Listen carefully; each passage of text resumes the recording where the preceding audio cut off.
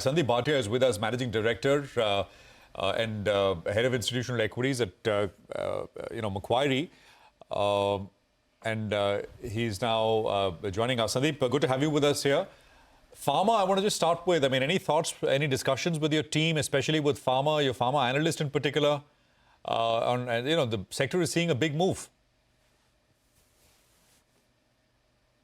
I think it's good to see that the pharma has been exempted. I think what this means is that it's not the Trump administration not immune to domestic internal U.S. political pressures and requirements, and the pharma business is definitely integrated into the entire medical healthcare system in the U.S. So we remain positive on pharma. We like Sun Pharma, and this is. I think an indication of what should be taken as a broader message is that the tariffs that have just been announced are opening move, and there could be negotiations. India is already in bilateral trade agreement negotiations, and we could see changes in the tariffs for India and even for some other countries. Gentlemen, I want to take just one moment to relish the fact that we've got, on a morning like this, we've got green on the screen. Look at the mid-cap index. It's already broken out into positive territory. Thank God for our founding fathers for always wanting to make India a very strong, resilient, domestic-facing economy, integrated with the world, but very strong domestically as well.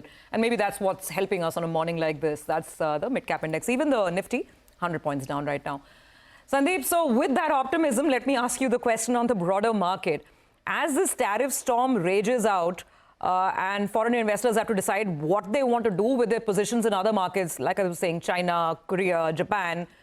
Could India be a beneficiary at all? Could they say India is maybe least impacted, relatively speaking, so let's allocate some money? Maybe it's a very simplistic question, but I'm asking you nonetheless. I think it's a good question. I think India is, in many ways, an economic island. We have to appreciate the fact that we will be best placed to weather the storm. I don't think that India, both in terms of its economy and its geopolitical position, is at any way disadvantaged. I think we will see near-term pressures. The real challenge actually is not directly to India, but the entire political economic system and order is being overturned as we see. The real impact, therefore, on India will be the demand destruction that will happen globally. I think people will be very simplistic to assume that this is my exports and this is my direct impact. But remember that tariffs are going up not only for India, but tariffs are going up for other countries. And a lot of other countries around the world are significantly more globally dependent on exports to the US than India is.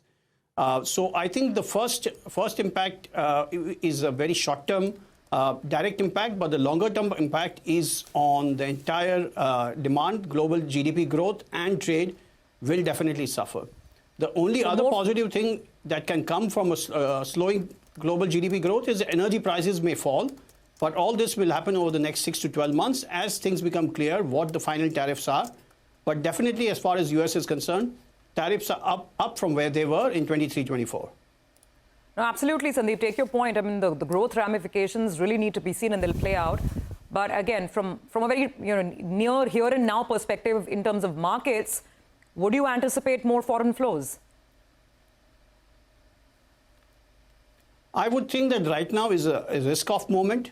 So to say that foreign flows will be rushing into India because of that, no. But yes, India will be least impacted of all the emerging markets. That much I can definitely see. So you believe India will outperform from here on?